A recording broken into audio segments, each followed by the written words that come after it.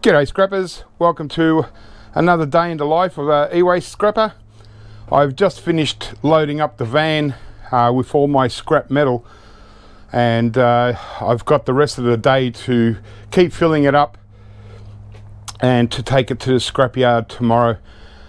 So it's been an interesting day, and I thought I'd kind of do a scrap session video, but kind of like a scrap marathon, but not as long in each video. This will probably be just part one, and just do different scraps as I go along.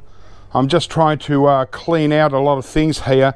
You can see these televisions. These are really big, heavy. They're like, what they are, they're from hospital. And so there's a 32-inch flat screen TV inside, and then there's this housing, and then on the back of the TV there's an aluminium plate, and then there's a motherboard and a network card.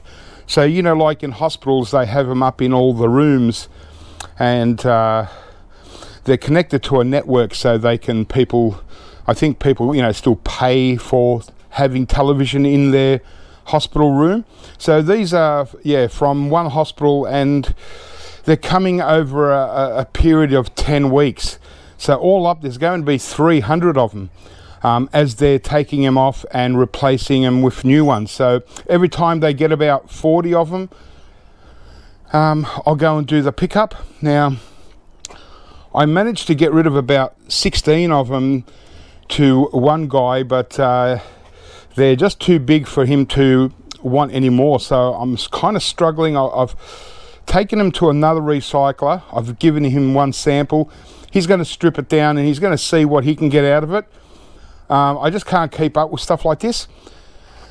And as I said, well, there's 300 of them over 10 weeks, but there are smaller ones, like little 22-inch TVs, exactly like that, got the housing and all. I can get rid of them. I can unsell them, and you get a couple bucks each for them, but better than me actually processing them. So there's not much in this kind of stuff, but I'm just hoping that I don't end up being stuck with having to process them. There might be like 150 of these big ones, because then I still got to get rid of the flat screen TV at the end, and then it's all a lot of plastic. So it's obviously I can pass on the plastic, but I've got to take it all there, and it's time consuming. So there's one with the plastic off. You can see there's like a couple of extra cards. That's like a little motherboard. It's a nice quality board, but it's only a small board. There's really not much there. And this extra aluminium sheet. So once you pull it out, you do get some extra value, and then you can see the TV's connected. That's sort of inside. So there's quite a lot of work just to get out a couple little boards, and then obviously the boards that are in the TV, but it's just the rubbish that's left over once you do that. So I need to work out where to get rid of them. Anyway, so I've had a lot going on in this past, even just this past few days, and a few things have come to my attention as far as the eWaste recycling business. I've kind of got to, even though I'm pretty good at the way I deal with my eWaste, because a lot of it is passed on before I actually have to process any of it. I got various buyers, but so I've kind of got to be careful a little bit at the moment. And, like I've always been, as far as how I'm storing my eWaste, because most of it should be undercover. So I'm really trying to get on top of it. I just finished dropping off, I had the truck come and empty out all these tubs. All up, there was 10 tubs in. They had to bring more for me to throw all my hard drives in there. I might have showed you in a previous video, all these milk crates were full of hard drives, and as well as a whole heap of boxes. I had about 600 kilos hard drives sitting in all these boxes. So glad they're gone. My plastic's gone. Power supply, server, motherboard, mid-grade, low-grade, even a bin of slot cards, PCI cards, another bin of what were they, laptop motherboards, and then also an extra bin of mid-grade boards. So there was a lot. It was about $5,000, close to $5,000 worth of stuff that just went out. So that's good. It's a nice payment. Needed a bit of a cash injection because, as you know, in this game, cash doesn't always flow in totally. So, okay, where am I going now? So what I decided is I've got to, once again, get into this garage and really empty it out. Might even get rid of a couple more filing cabinets and try and create more simple storage space for when I'm bringing in e-waste, especially the good stuff that I pass on to resell. So this is what I'm doing at the moment, and I thought I might just scrap stuff out and have a bit of a chat as we go along. Got a lot of servers building up all through here and network stuff, so a lot of this, I want all of this gone, and just a lot of PC towers. Some of these are very basic PC towers because they've already had their hard drives and RAM taken out, so they're half empty. They're quick, so I'm going to just try and get rid of a lot of this whilst I'm loading the van with scrap steel, so I can just throw these towers away and empty off the space. And then, yeah, just going to clear off. I've got a few empty wheelie bins now, so I can empty these boxes temporarily.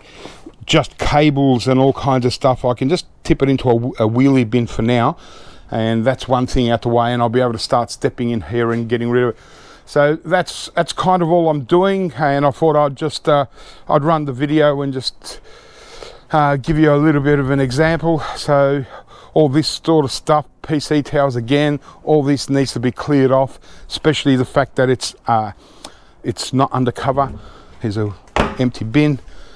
Yeah, and yeah, as we go along, scrapping a few bits out, I'll talk more about what's been going on in the last couple of days, the things that have come to my attention, and things I've got to sort of get on top of and keep an eye out for. So let's put the camera on the tripod and start scrapping a little bit of things, and I'll probably just firstly empty all this stuff into a wheelie bin and get rid of these cardboard boxes. All right, let's get to it, guys. Yeah, okay, so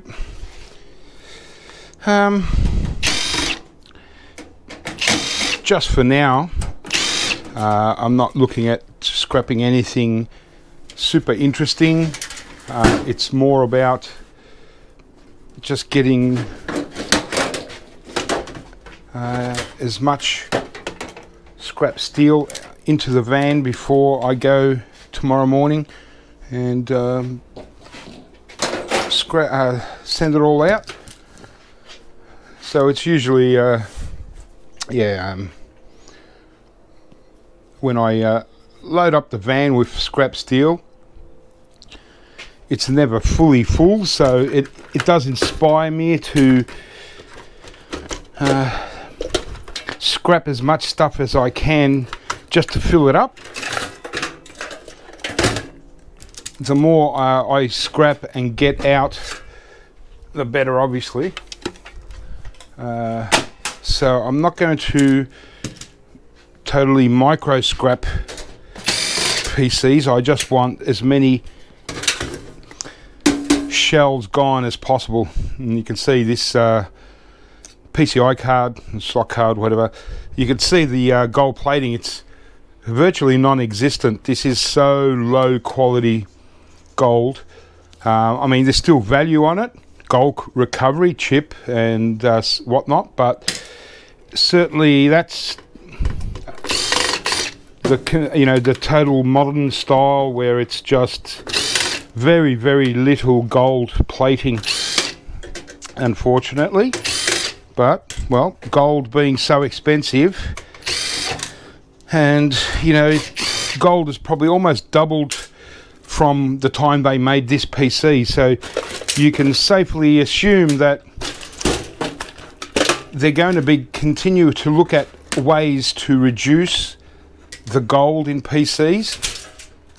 So I'm happy to just well, I also want to keep any scrap out the way, so I'll just remove the heatsink. Just a standard CPU, so I try at least clean up the heatsink, the wire, so I don't worry really about getting the motor out of these, because then it's just plastic, whereas sending it off like that as scrap steel, they get some, you know, value out of. And this wire is really strapped in, and these actual PCs are from a place that, you know, it's like a PC center. They service businesses, and I noticed that even these, they look like brass, but they are still slightly magnetic, so they use very cheap components. You know, the CPUs are okay, but the casing and that, these are so light, it's not funny. So, and I do like to keep as many PC tower cases to fill up with scrap steel, but I've got so many of them at the moment, I'm never going to fill them up, because before you know it, a whole lot more will come in. So I've always got PC cases. So these ones, just throw a screw in it and that's it.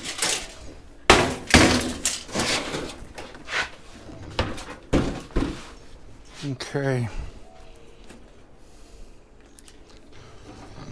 So yeah, I've got quite a bit to talk about. Oh gosh, where do I start? So as I was saying at the start of the video, I've got to get on top of the e-waste that's sitting outside, because a few things have been going on in the industry.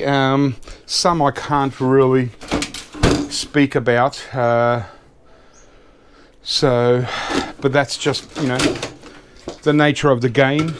Can't reveal every little secret that's going on out there. You know, some things are quite sensitive, for not necessarily for me, but for other businesses in the game. So it's a really interesting time, and you know, I've just been given the heads up from a larger e-waste recycler, I mean one of the biggest, that the organisations like the EPA have, for about 12 months now, been really cracking down on e-waste recyclers, and basically anyone that's advertising as an e-waste recycler. So now I've always, since I started this business 6 or 7 years ago, you know, I always took it seriously as to what I'm dealing with, and certain rules and regulations. Although over the last year or two, e-waste regulations have totally changed. But you know, there was one thing I learned, was right from the start, was that you need to be, I think the terminology is open to public criticism, something like that. So in other words, if someone was to, you know, be concerned about what you're doing as a e-waste recycler, and they sort of contacted government bodies, EPA, so on, you've got to be open for, you know, those government bodies to come in and inspect your property and inspect your operation and how you process things, how you you know, get rid of things, store things, and all that. So I've always had that in mind. So I've always kept up to scratch with how I actually operate, and not operate like a junkyard or something like that, because e-waste is a totally different thing. Also, certain regulations like defining what your yard is.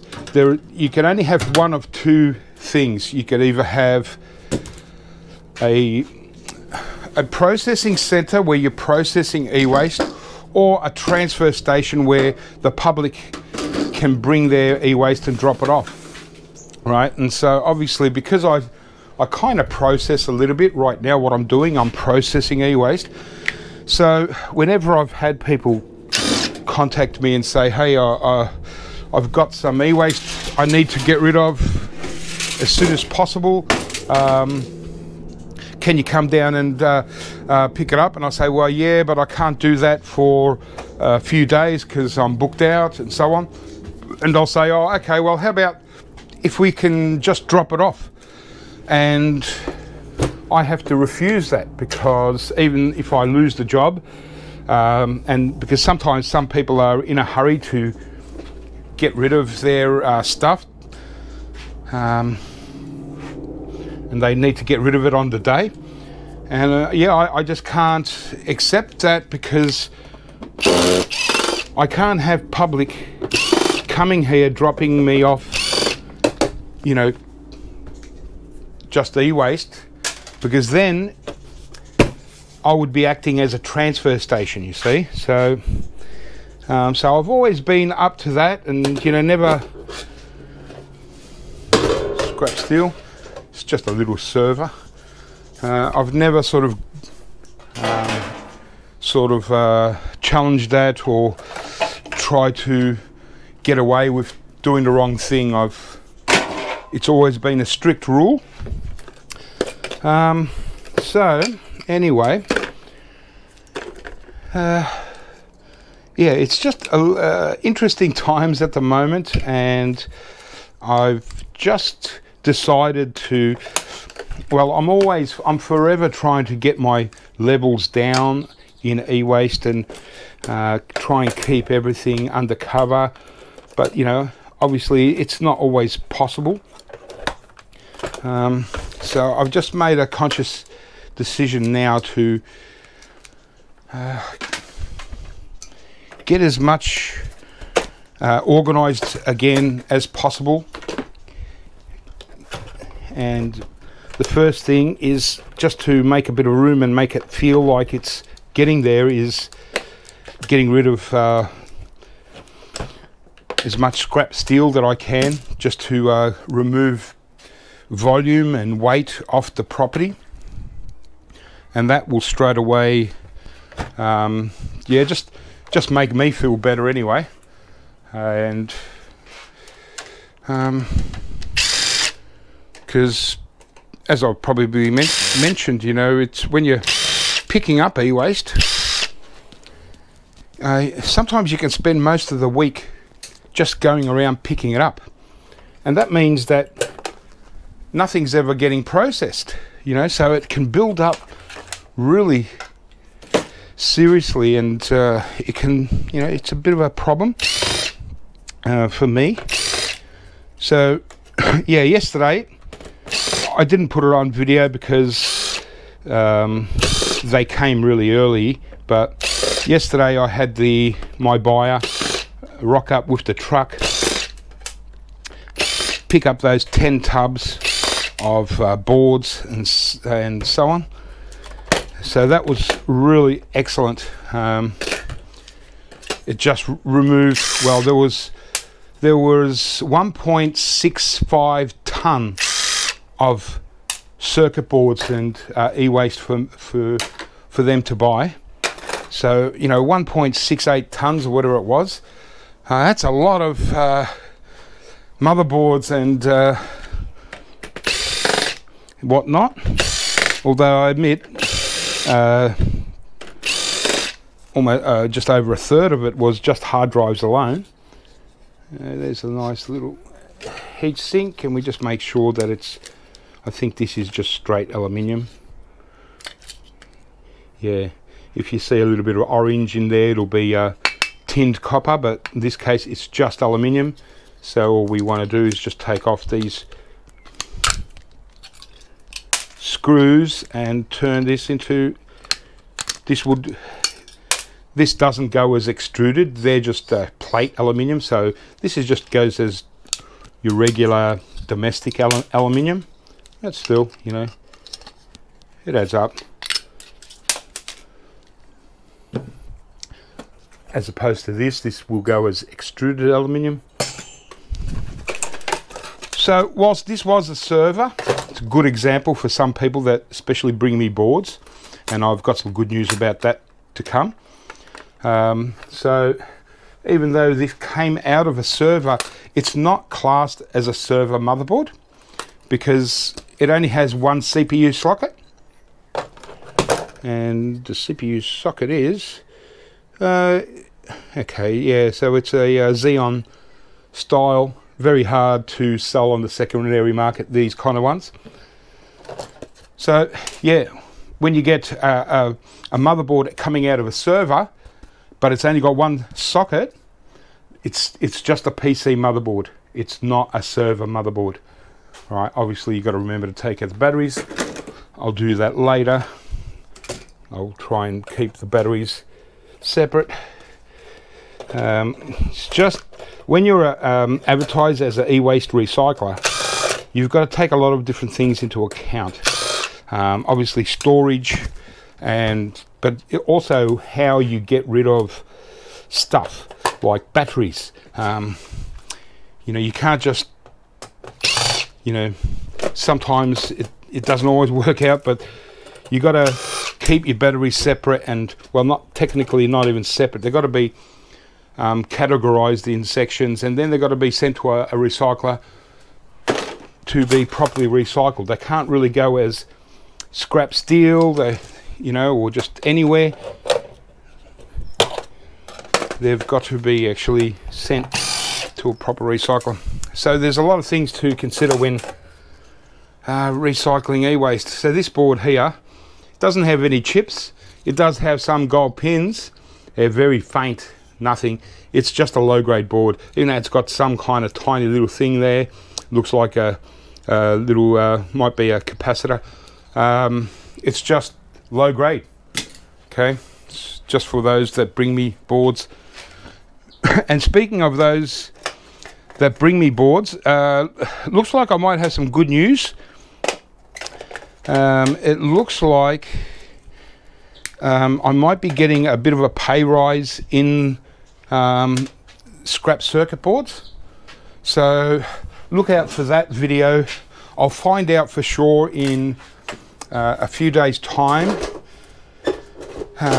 or sometime, yeah, probably within a week.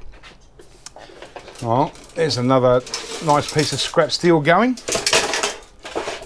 So I will do an update video on my buy prices of scrap circuit boards.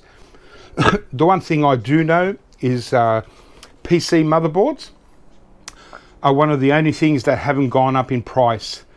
As you can see, this is a modern PC motherboard, and it's just nothing like, you know, you can see the north and south bridge. The south bridge chip is just a silicon BGA. This one's just a tiny BGA. There's very little for gold recovery, and so therefore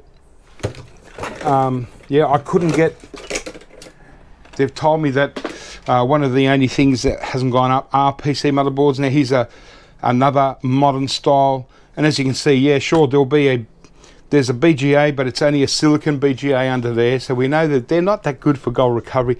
There's no other BGAs, a couple of flat packs, and so really, and all this rubbish and that, so they're the only thing that apparently hasn't gone up. I'm not sure about hard drives. Maybe not, because hard drives aren't that spectacular either. Just hang on, I'll get something else to scrap.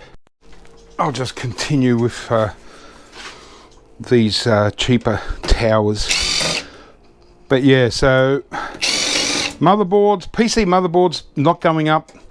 Hard drives maybe not, but things like server grade boards, laptop motherboards, PCI cards, and things like that are going to go up. So it's taken me 6 months to get another pay rise. Oh, I got the wrong side, but since I'm here, I can now cut the cord to get a bit more cord. Yeah, so it's taken me a long time to get a pay rise of any kind, and it's not necessarily for me. It's so I can increase my prices to give scrappers, right? Because that's basically, you know, the main reason, you know, or most of the reason why I buy boards from other scrappers is to help them out and give them a better price than they can at most other places. You know, they might be able to look around, and if they're getting quite good volumes, they might be able to find a large eWaste recycler that could buy them. You know, if you got an ABN and you know, and if you can supply them with good volumes, you might be able to get better price than me. But I'm not really catering for those recyclers or scrappers that, well, mostly recyclers that get big volumes of circuit boards, because yeah, you can find your own place if you don't want to work through me. But if you do want to work through me, well, you just help one of the little guys out. Oh, sorry, just lost my microphone. Yeah, you know, if you want to go through me, you help a little guy out just to make a little bit. My margin or markup isn't that high. In fact, some things are really not even worth buying because of the amount of work having to handle them and stuff, like things like low grade boards, just not even worth. There is just no money in it. It's but I buy motherboards, I buy low grade boards because scrappers bring them to me. I never used to, but I just decided to buy them because just to help people out. But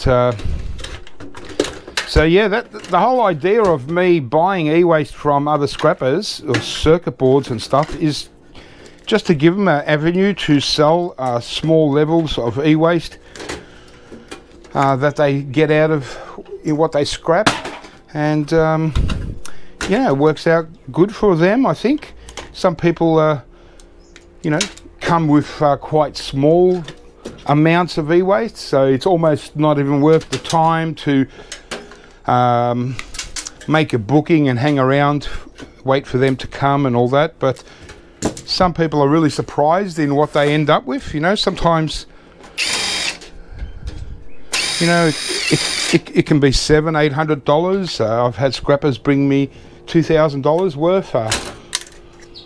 Yeah, once again, but PCI cards, even though this doesn't have that much gold recovery, they do vary a lot. A lot of them still are very good, and they've got a lot of chips and stuff.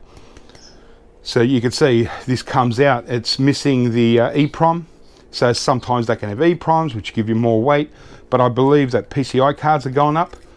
It's all exciting, you know, for you guys that bring me circuit boards and stuff. I'd love to get prices like they do at, say, in America. We just, you know, the problem here is Australia is so far away from everywhere else that, and we don't actually process, you know, refine, or sorry, or recover gold, precious metals from circuit boards here in Australia. It's all got to be shipped overseas, so you only have to look for yourself the prices of getting a shipping container and getting it shipped overseas to a buyer, a refiner, customs duties, and all sorts of possible problems. So but they still do it, but that's the reason why we don't get super high prices like, you know, you might see at American buyers like Board Sword in America. Motherboards not so much, but that's everywhere. Motherboards just don't have value, but some things they do pay a lot better prices than we do, and especially if you take into account they buy it per pound and it's in US dollars. So, but unfortunately this is Australia and we're in the middle of nowhere basically. So sort of still haven't got my microphone set up properly. I'd love to get so my microphone is on a cord. I'd love to get the cordless, the wireless microphone, but I don't know how to do it. I don't know how to put the sound with the video, because there'll be two separate files, and I just don't know how to do that in an editing program. So I just make do, and no scotch today. Classic fruity white wine, goon bag. I don't know if they call them goon bags anywhere else in the world. We call them goon bags here in Australia because inside there's a silvery bag. It's like a bladder where the wine is, and some people take out the bag and they just, especially at outdoor parties and so on, they're carrying around the bag. They're goons. And I don't know, funny. But I don't mind it. It's cheap wine, and I just like a sweet white wine. I'm not a wine connoisseur. I'd like to get more into red wine, but I just can't handle it. Tastes rubbish. And mind you, I used to work for a guy. He used to be in a wine club. Once a week they would have a special dinner, and everyone would bring along a special bottle of wine and that. And I tried $50 bottle of wine. Tastes terrible. Tried $100 wine. No. $500 wine. Tasted just as bad. I even tried, I think it was about a $3,000 bottle of wine, and mate, I'd rather just have a glass of beer, you know. I don't find them, I just don't understand what it is about wine. I think, yeah, it's not my thing. So just cheap wine will do. Couple of drinks, nice and refreshing. That's all I want. But yeah, so a lot of things have been going on, and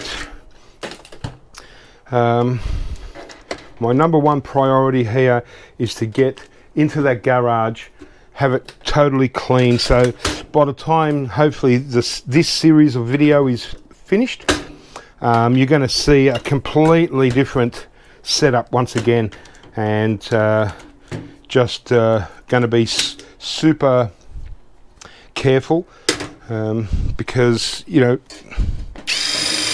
even though I'm a small e-waste recycler, and, you know, I mean, my business isn't that big compared to most. It's still my living, and I don't know, at this stage, I don't know what else I would do. I couldn't go and work for someone anymore. I've just been doing this so long and too set in my ways. I'm not a 9-to-5 guy, you know, and working for someone, I'd go nuts. I'm just not used to it anymore. So because I don't work, I work kind of 7 days a week, but it's not full time every day, you know. And as you can see, I've gone out, I go out street scrapping, and, you know, I do my own thing. And even though I'm still making money, it's also for fun. And working for someone, well, that's just working for someone. I don't think I need to do that anymore. And you know, this eWaste business, if you know what you're doing, takes a while to get set up, but you know, if you've got the right buyers, you don't have to, you know, me scrapping this stuff like you're seeing now, you know, this is just last resort stuff. This is just pretty much junk. The good stuff, most of that doesn't even enter my property. I take it to my buyers straight away before so I unload. I mean, it was just last week that I went to my buyer, dropped off a bunch of laptops and good PCs that were still refurbishable and sellable. And I did that because I had a pickup about 10 minutes away from him. So I did that pickup, and I ended up getting quite a lot of stuff. And instead of bringing it back, I took it straight back to him, you know, and I sold, from what I picked up, I think it was about $750 worth of eWaste, stuff that he could recondition and on sell. And I still brought back a quarter of a van full of eWaste cords and stuff that he didn't want. But, you know, just from one pickup, it wasn't that spectacular compared to some others. $750, and I still got probably $100 worth of scrap in the van to bring back. So that's just one, but it can be a lot more than that. If there's good laptops like i5 and i7 laptops and that, you know, sometimes it can be a lot better, but yeah, it's just, for me, it's a little bit harder to get as much eWaste these days, because there's so much competition, so many people advertising. I don't advertise like I used to. I'm trying to, you know, technically I am trying to slow down. So even if the EPA or someone like that came in and gave me 28 days of stop and desist, or desist and, well, I can't remember what the terminology is. But if they don't like what you're doing, they can make you stop your business, and they give you 28 days to get yourself in order, or they'll just close you down. Well, if that ever happened to me, I'd just turn into just a casual hobby scrapper, you know, do some street scrapping, muck around with stuff. You know, I'd still get by. Doesn't really bother me, because my business, I've never built my business to be worth a real lot of money or anything like that, or to make a lot of money. I don't, you know, I'm pretty much almost at a level of what you would consider a low income earner. But that's been my choice, you know. There's a lot of work in scrapping, and I just don't have the energy to scrap as hard as I used to. You know, even a few years ago, I need more breaks, so I go for like half an hour, and then I have a half an hour break, and then I'll come out and I'll fiddle around and do a couple of little things. I mean, everything that I do, it needs to be done, so it doesn't really matter what I do, but it's just a lot harder to do the hard scrapping stuff enough to consider making a serious living out of, you know. So, but while I'm doing it, I still want to be as responsible as I've always been. I still want to, you know, keep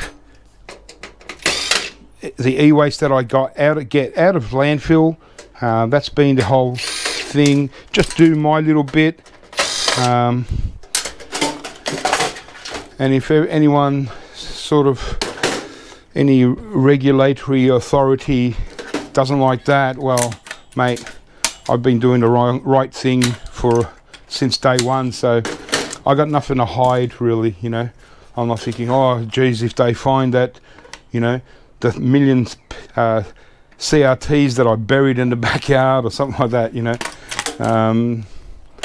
that's, you know, not going to happen. Whereas over the years there have been recyclers, so-called recyclers, that have kind of done that, you know. They've gotten paid to pick up the old CRTs and they just stack them up on a empty property on their some block of land they got somewhere, and they just stack them up until one day inevitably they all catch on fire, and then there's this massive fire and all hell breaks loose. And there's not much the government really can do about these guys. They might fine them a little bit, you know, but they fight it in courts, and it takes years for them to have to pay anything, and then they go bankrupt, and they never get any money out of them anyway. So what have I done? 1, 2, 3, 4, 5 PCs and 1 server. Okay, well that's a good start.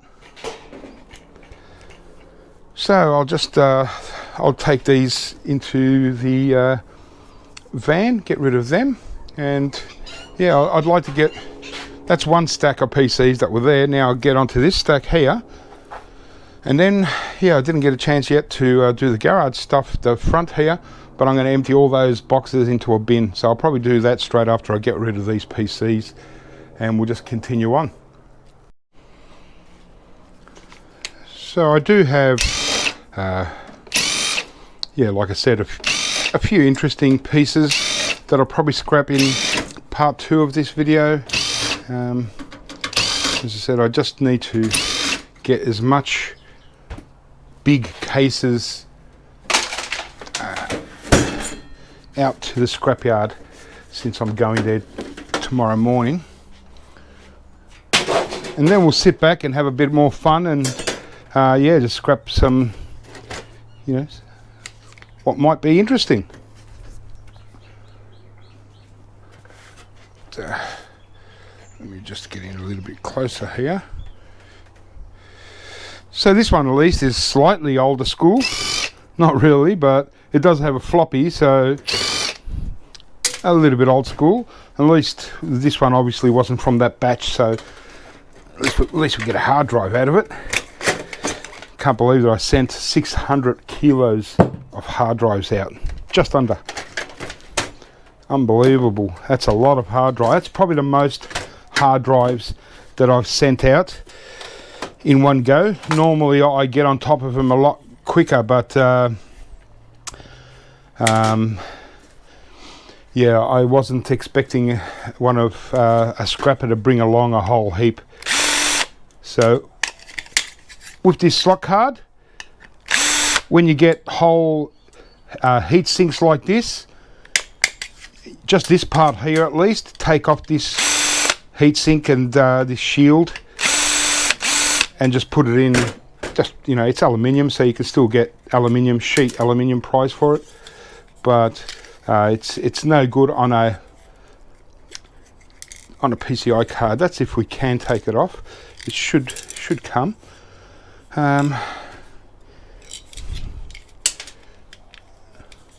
Just lost my side cutters.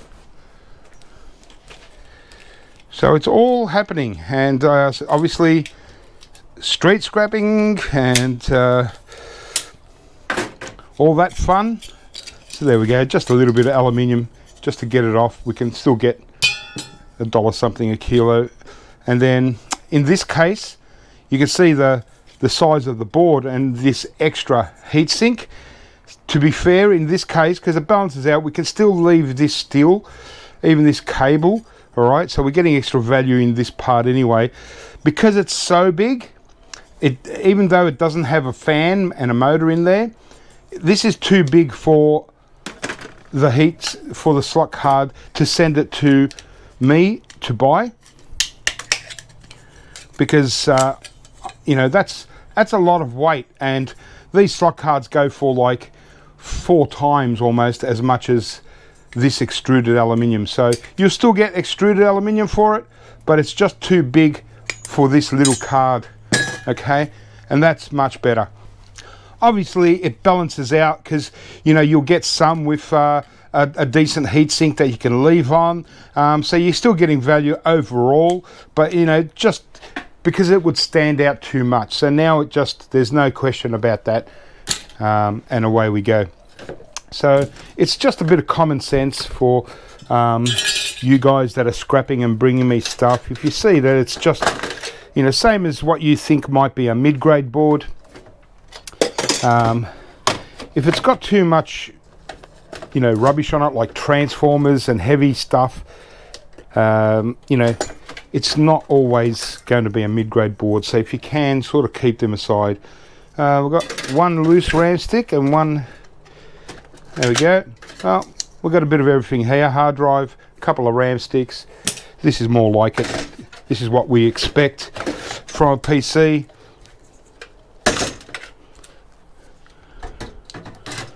Good power supply.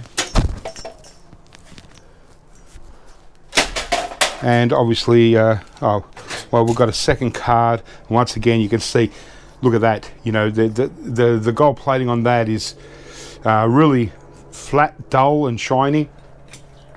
So I get a RAM stick, you know, and if we can compare it, if you can see the difference in plating is so much. And then in this case, this is where things balance out from the last PCI card. Look at the size of this little board, tiny, and we've still got this steel bracket, right? And we're getting more than motherboard price for these. So in this case, this is how it all balances out. So we removed the huge heatsink off this. It was way too big, it was oversized. Quite rare, you don't see them very often, you know, but we make up for it because we're getting nearly, you know, probably, you know, close to $5 a kilo or something, $4.50 or something for steel. That's only worth 17 cents a kilo at the moment. So, you know, it balances out. That's what I'm trying to say anyway. So don't try and make every little post a winner, try and get away with things, because my buyer knows what they're buying, and I've been buying for a long time and dealing with this stuff for a long time. I don't have to really look hard to notice things. For me, things stand out. I know exactly what I'm looking at, and I know what I'm looking for, and it's a bit embarrassing for me when I get scrappers that come, maybe they're coming to my house. So that's one thing, and then when I see that they're trying to rip me off, you know, and you know, sometimes I get a bit annoyed. I try not to make a big deal, but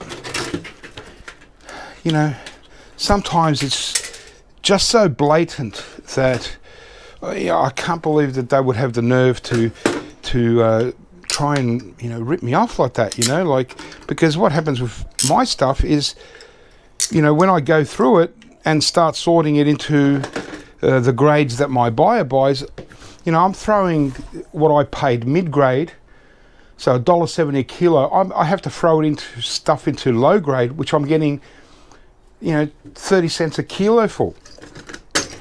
So it doesn't take long till it didn't work out at all for me. Sometimes I can almost lose, you know, for all the time that I put into helping, you know, to buy off people. You know, I can see what scrapyards go through, you know, when people are trying to rip them off and, you know, try and throw lead in with copper and stuff, you know. So I could only imagine. So, you know, because I've heard of stories where scrapyards are really aggressive or arrogant, and that, yeah, that's maybe because they've been ripped off so many times, you know. I mean, they got rent to pay, they got staff to pay. Here's a copper stacker, a goblet, yay. Awesome. Speaking of copper stackers, I've got a few hundred of these I've got to start processing. That would get rid of a lot, and I should do it now because extruded aluminium is such a good price. I will. When I get into that garage, that'll be my first job. Process all the copper stackers and get my nice copper and sell off the junk extruded aluminium. That'll be awesome. So yeah, with e-waste, you know, it's a real fine balance, and you know, I'm glad that the prices are coming up for the main items, except for PC motherboards, because, you know, my argument has been with my buyer, you know, okay, I understand we're in Australia, it's got to be shipped and all that, but the price of gold is the price of gold. It doesn't change anywhere, you know. So once the stuff is processed, they're getting the same money for that gold, you know. And and because my prices were basically from a year and a half ago, the price of gold has almost doubled in that time, you know, so it just didn't make sense. And I feel that I had a good argument, and, well, obviously it took quite a bit of trying to convince him, you know. And I'm saying, mate, you know, it's not like, don't think this is for my benefit. Well, it is, but in a different way. I was saying, look, you know, at the end of the day, if scrappers aren't getting a decent amount for their scrap boards, then they're not going to bother bringing me the boards to sell. And in the end, that means I'm going to have a lot less to bring to you. So it works out in the end. That was always my argument. And yeah, he just told me today, because yesterday I brought in, like I said, 1.68 tons of really good e-waste for him. And then I spoke to him today, and he said, oh, by the way, I've negotiated with my overseas buyers, or whoever they are, and the refiners, and yeah, he's managed to get me good prices. So it's a win for me, a win for him, and, well, mostly a win for scrappers that are out there street scrapping and, you know, doing the hard yards, doing the hours, and, you know, scrapping the stuff. You know, I mean, you just saw me scrap this PC out. It's only one PC, you know. This motherboard, it's only worth a couple of bucks, you know. Once we, you know, we still get to take out the CPU, and we've got the RAM. I mean, that's all different than the 2 slot cards, but still, you know, it's not worth a fortune individually. You know, e-waste is all about volumes, and you know, well, someone's got to go out there and find it, pick it all up, process it, bring it to me to sell. Now I've got to bring it to my buyer, give it to him. He's got to package it, put it in big bulker bags, and put it in a container, get it shipped overseas. They have to receive it, unload it, process it, refine the gold. So there's a lot of steps, and yeah, unfortunately, you know, e-waste takes a lot of volume to get to do okay. But and I got, like, my other buyers, the buyer that buys PCs and stuff like that. He's not interested in scrap whatsoever. He doesn't care about motherboards, few loose motherboards, or even copper wire and stuff like that, or junky PCs. He's not interested. He sells a lot of that cheap to other guys. Sometimes I get some of it, because he's making his money on selling complete PCs. You know, so he'll get a PC with an i5 CPU and RAM, and he might put in fresh RAM, put in a fresh hard drive, and, you know, he makes his money that way. Laptops, I think, are good for him, and lots of things that can be exported overseas that are used. So there's a lot of parts of the business, the e-waste business, that I can't show because I'm not involved in, or it's just too sensitive for other businesses for me to go there and show you what they do. But, you know, I get people commenting, oh, what a waste of this and waste of that. You just got to understand how the e-waste business works, and we know what we can get our money from, and that's happening. But we just don't show everything because, it's too sensitive, and people's livelihoods are at stake.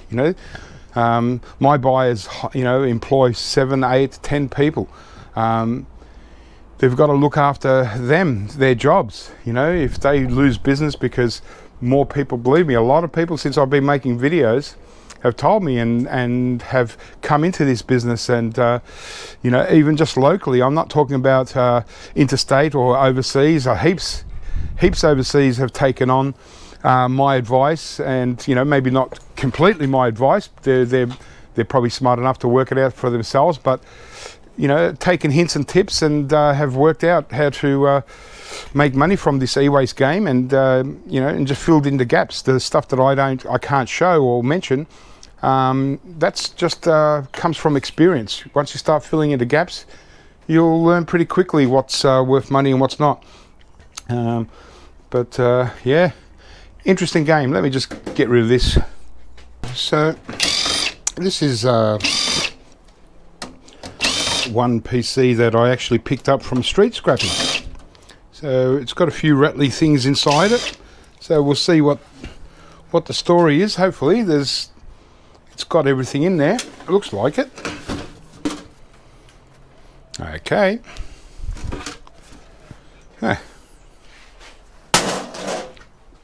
Nothing too unusual. Well, they've loosened up the slot card. Yeah, and this one's, as you can see, it's got quite a large. We can kind of get away with this because it doesn't have a motor in there, but it's really on the edge. It's probably still a little bit too big. Yeah, in this case, it's just too much to try and get away with, and to get top dollar. So in this case, we've got to take it off. As you can see, there's not much of a board here anyway. It does have a nice set of gold fingers and BGAs on both sides here, but we do have all this dead weight still here, and well, we can always still throw this into extruded. So we're not really losing that much doing that, but certainly the buyers would lose by paying top dollar for just extruded aluminium, so if they're not making money, then we're not getting good money. Now in this case, you got this black plastic box on top of this network card. Okay, so in this case we can leave that. It's only plastic. Sure, it's a little bit of dead weight, but they're not going to worry about that. And as you can see, very small board, virtually a miniature little flat pack here. The gold fingers are very shiny, very low quality gold plating. So got to be happy with the money we actually get for them. So it all balances out. So I'm just saying, don't be greedy. And it's common sense, you see it's got too much dead weight on it. Take some off, make it look a bit more decent. Probably just think of it as if you're the buyer, and would you be happy of paying for so much dead weight? And mind you, it's not as if scrappers are buying this stuff. Most of this stuff we're picking up off the street, and it's free anyway. So just be happy with what you get.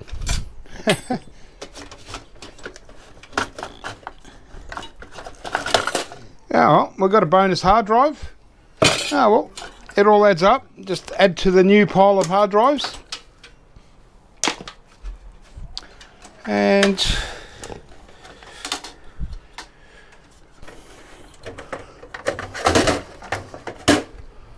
okay, I just want the power supply. There we go. Good heavy power supply. I've got a motherboard. Got all kinds of things.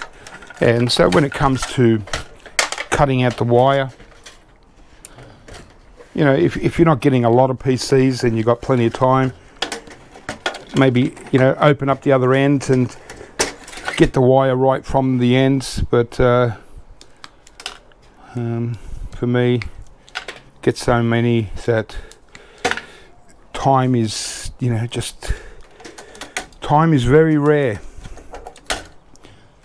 And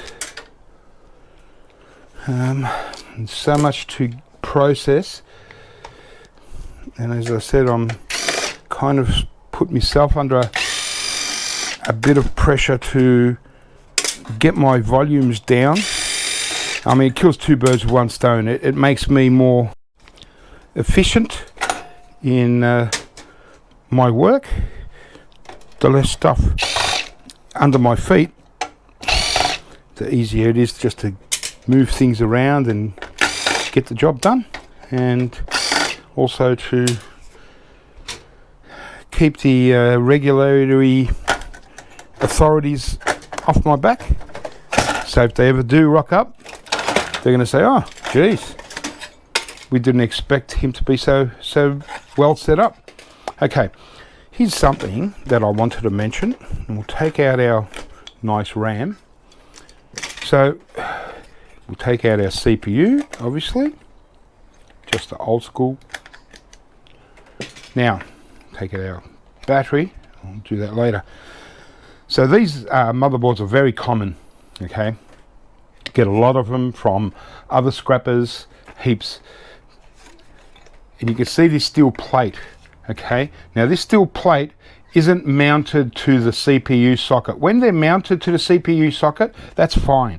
But in this case, it's just a separate steel plate, and it shouldn't be there. So I get this a lot, you know, and all you have to do is just prod up the edges with a screwdriver and it pops out. It's not screwed to anything, it's not holding anything down, it's just a bracket so we can mount this heatsink on.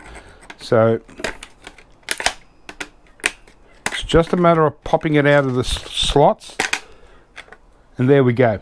Okay, I get this a lot, and sometimes when people bring me boards, you know, we've got to sit there for 20 minutes pulling off as many of these as we can, because look, it's scrap steel. Motherboard, what is it, $4.20 a kilo or so. This is worth 17 cents a kilo or 20 cents a kilo. It does add up. When you got a few hundred motherboards, you know, all of a sudden the buyer is paying for 2 or 3 kilos of scrap steel on the motherboards. It shouldn't be there. Okay, now it's different if it's, like I said, if it's mounted to the actual, this outside CPU bracket. Sometimes they're mounted in, they're screwed in, so you know, if you took off that little plate, you'll take off the whole housing and that. You don't have to do that. Okay, the only time we ask is when it's like that. It's just slotted into the 4 holes, simply so we can mount our heatsink onto, and it's not part of the motherboard. So please, when you see them, like I just showed you, pop them out, okay, to save us doing it when you're here selling me boards, because I'm not going to send to my buyer a motherboard which is low value for them as it is, right, with extra scrap steel. Because what happens is, it's all about the end result for them, right? And so if they send in, for every ton of motherboards they send in, the end result is very low. What that means is the refiner will drop the price, and so that falls back onto me, and then it falls back onto the scrappers. You know, you're going to, it's shooting ourselves in the foot. So I've got to stay on top of it. And like I said, you know, when I've been buying eWaste for a long time, I've been dealing in eWaste for a long time, it doesn't take me much to spot the odd things out. The little tricks, the little things. I know every trick in the book. don't worry. And if you think you got away with it, you probably might have, but I've taken note of it, and the next time you come around, I'm going to be very strict on how I grade your boards. And if I feel that you're being blatantly trying to rip me off, well, I won't mention it, but I'll get my money back, you know, in another way. You know, you bring me 122 kilos of motherboards, and I see you trying to get away with stuff. Well, you might only get paid for 120 kilos or stuff like that. You know, to save confrontation, because most people know, and I don't have time to sit and argue with people, but you know, because like I said, I find it a little bit offensive. Like, I'm not just a regular business, like you go to a scrapyard or a factory, you're dealing with nobody, or just anyone. You know, I'm a small time scrapper like yourself, and I don't make a lot of money in buying boards, and you're coming to my house, so I just find that a little bit disrespectful, going to when someone's invited you into their house, or into my backyard and my workshop, and then you're blatantly trying to rip me off. I mean, that's so insulting, and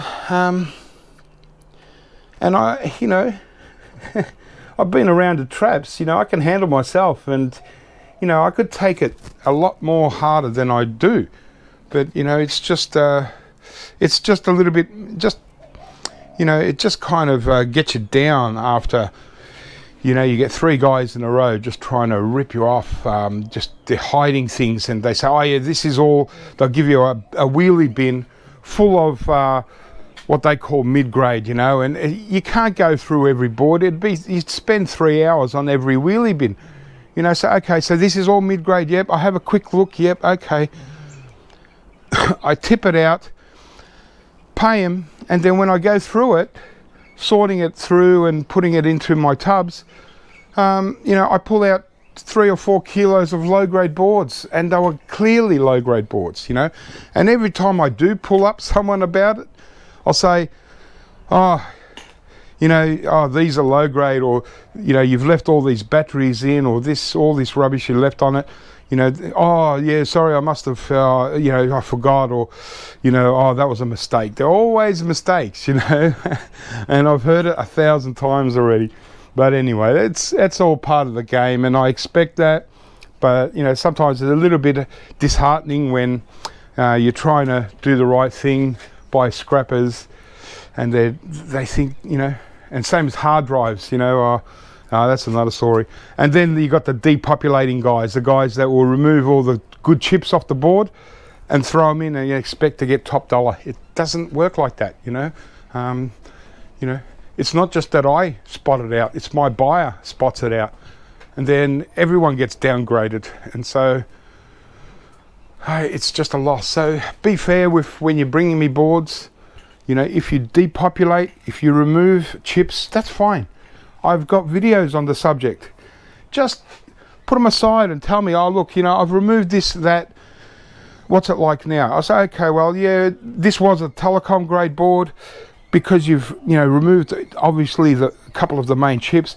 It might just be a server grade board, which isn't much. It's only like 20 cents a kilo difference, so you're not losing much.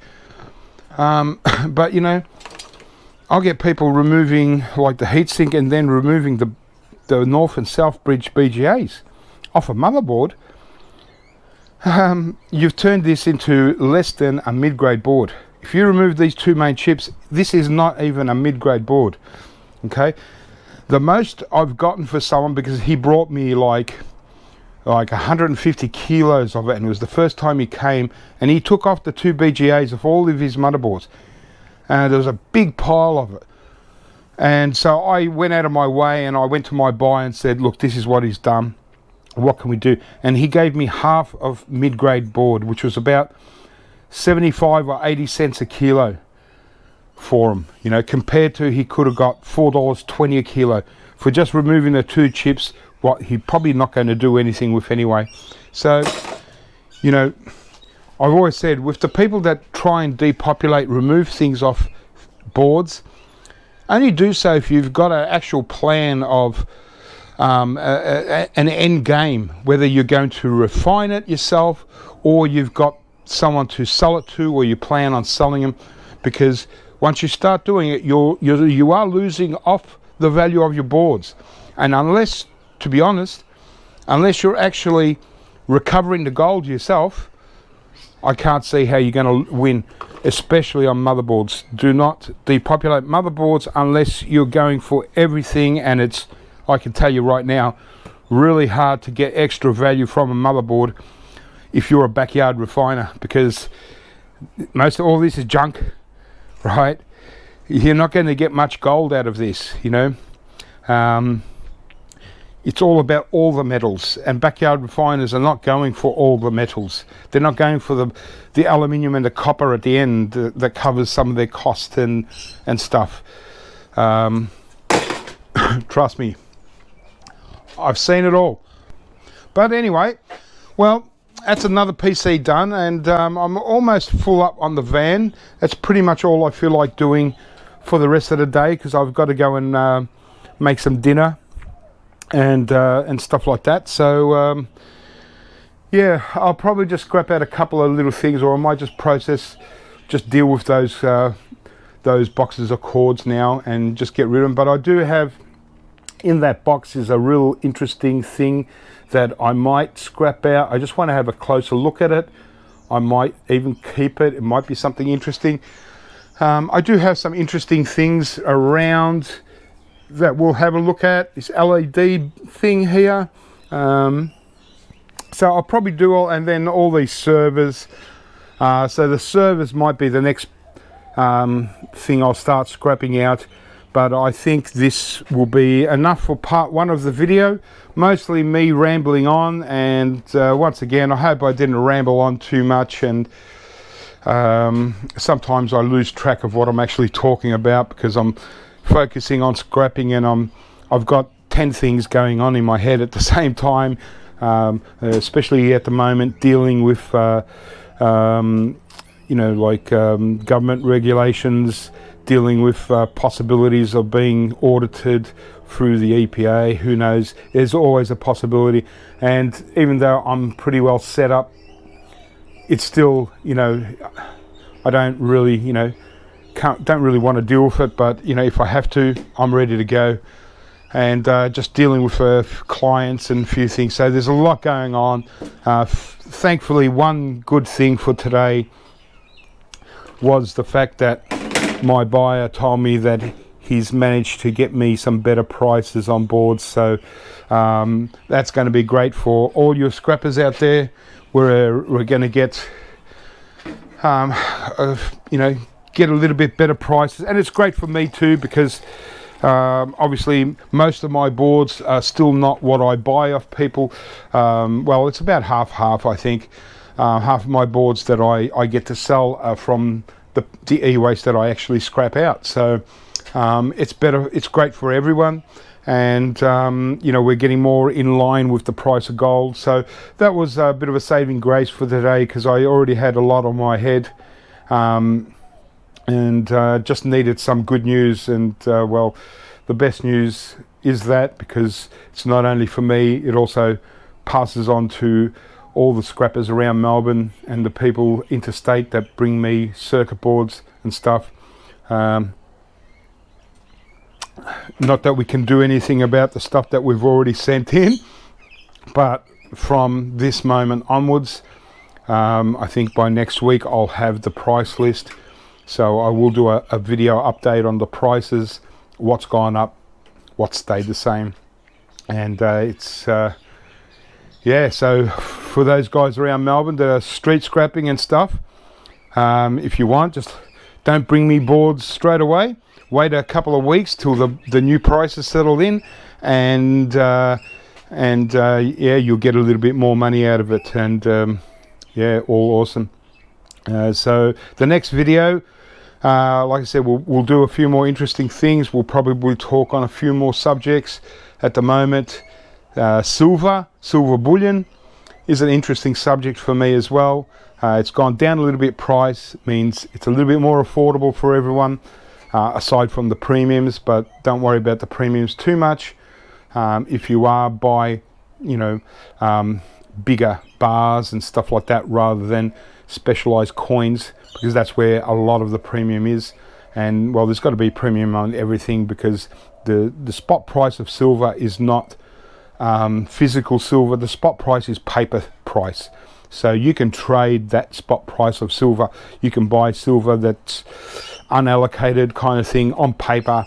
It's a different thing to actually getting a silver coin in your hand. So that's why there is a premium on spot price. So forget about spot price. Get out there and maybe have a look at stacking a little bit of silver as well as your e-waste. Alright guys, keep scrapping, have fun. I'll catch you in the next video. I'll probably be out there street scrapping, going for more. See you then.